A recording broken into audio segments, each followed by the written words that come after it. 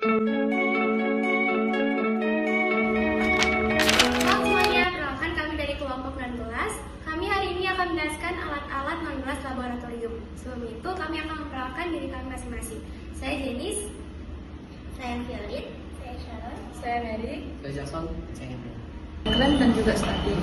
Klem dan statif adalah alat laboratorium yang bekerjasama untuk menahan atau menjepit peralatan kelas atau alat laboratorium lainnya. Statif berfungsi sebagai penyangga, sedangkan klem berfungsi untuk menjepit peralatan laboratorium atau peralatan kelas lainnya. Contoh barang yang digunakan pada klem dan statif yaitu buret atau labu. Selanjutnya ada botol semprot kimia. Botol semprot kimia ini memiliki fungsi utama sebagai wadah dan juga alat untuk menyemprotkan suatu cairan, terutama dalam konteks laboratorium. Botol semprot kimia ini memiliki banyak sekali fungsi, yaitu untuk membilas peralatan laboratorium, mencampurkan cairan dalam jumlah kecil, menambahkan pelarut dalam reaksi kimia, dan juga membersihkan residu bahan kimia. Saya akan menjelaskan kaki tiga. Memiliki ciri-ciri berbentuk segitiga dan memiliki 3 kaki penyangga. Dan juga kaki tiga ini terbuat dari logam yang tahan panas, memberikan jarak dari sumber panas. Dan juga bagian atas dari kaki tiga ini digunakan untuk kasa kawat. Fungsinya kaki tiga ini pertama itu untuk menopang wadah saat dipanaskan, menjaga kestabilan wadah, dan memberikan jarak aman dari sumber panas, dan digunakan dengan kasa kawat untuk meratakan panas. Terus porselen ini berbentuk mangkuk dan biasanya berwarna putih. Dan juga porselen ini terbuat dari porselen yang tahan panas dan bahan kimia.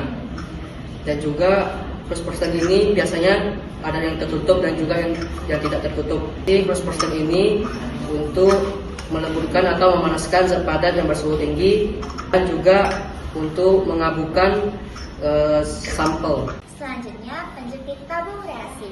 Di tangan saya ada 2 jenis penjepit tabung reaksi dengan bahan yang berbeda. Pertama, ada penjepit kayu. Penjepit kayu digunakan untuk memegang tabung reaksi saat dipanaskan.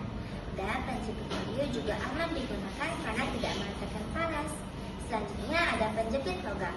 Penjepit logam digunakan untuk memegang tabung reaksi yang memerlukan kecepatan lebih. Dan penjepit logam juga tahan akan suhu tinggi. Akan tetapi, penjepit logam dapat menghasilkan panas, sehingga saat kita menggunakannya kita harus berhati-hati. Selanjutnya saya akan menjelaskan laboratorium anida mortar. Jadi alat laboratorium anida mortar memiliki fungsi utama yaitu dalam menghalus dan menumbuhkan zat kimia menjadi padat. Zat kimia padatan menjadi partikel yang lebih kecil ataupun serbuk. Anida mortar terdiri atas 2 bagian, yaitu adalah anida mortar. Yang pertama adalah adu atau tongkat pendek yang digunakan untuk menghaluskan zat padatan menjadi partikel yang lebih kecil ataupun serbuk. Dan adu biasanya dibuat dari bahan yang tahan panas seperti marmer dan porselen. Yang kedua adalah mortar. Mortar adalah mangkok yang digunakan untuk menyimpan padatan yang akan dihaluskan. Selanjutnya saya akan menjelaskan rak tabung reaksi dan spatula. Pertama saya akan menjelaskan bagaimana cara kerja spatula. Spatula digunakan untuk mengambil, menyidangkan, atau mencampurkan zat padat dalam jumlah kecil.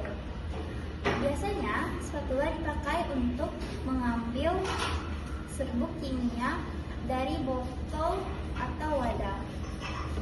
Alat lain, misalnya gelas ukur atau tabung rak reaksi. Spatula tidak digunakan untuk bahan cair. Jadi saya akan menjelaskan ciri-ciri spatula. Spatula terbuat dari logam transparan atau stainless steel, atau biasanya spatula terbuat dari plastik tahan panas.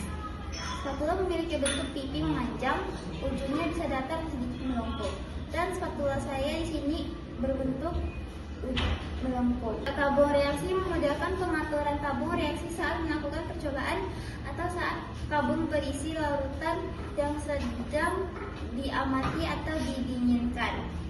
Ciri-ciri dari truk tabung reaksi adalah biasanya truk tabung reaksi terbuat dari kayu, logam, atau plastik keras.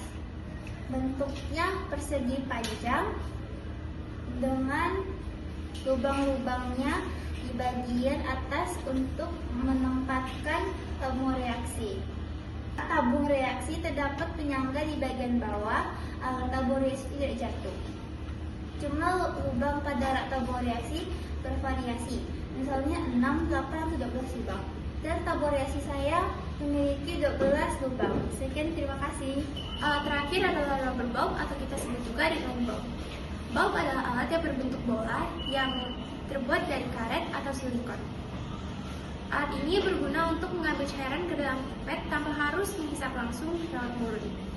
Ada dua fungsi utama. Yang pertama, membantu proses mengambil larutan kimia dengan mudah.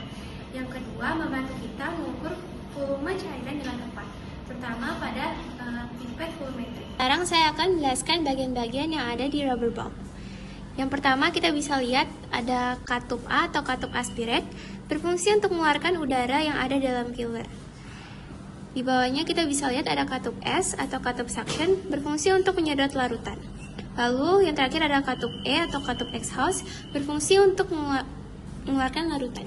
Sekian penjelasan dari kami. Mohon maaf jika ada salah dalam pengucapan kata maupun kalimat. Terima kasih.